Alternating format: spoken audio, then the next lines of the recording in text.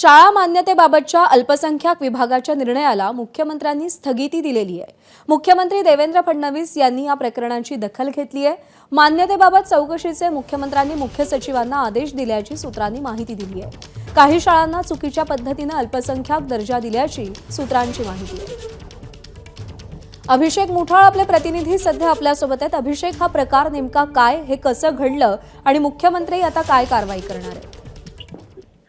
यामध्ये पाहायचं तर काही ज्या शिक्षण संस्था आहेत त्याच्या शाळा आणि महाविद्यालयांना अल्पसंख्याक म्हणून मान्यता देण्यात आल्याचं अनियमितांची चौकशी जी आहे ती आपल्याला होताना पाहायला मिळणार आहे। मुख्यमंत्री देवेंद्र फडणवीस यांनी या संदर्भात मुख्य सचिव सुजाता सौनिक यांना तसे आदेश दिल्याचं देखील खात्रीलायक सूत्रांकडून कळत आहे।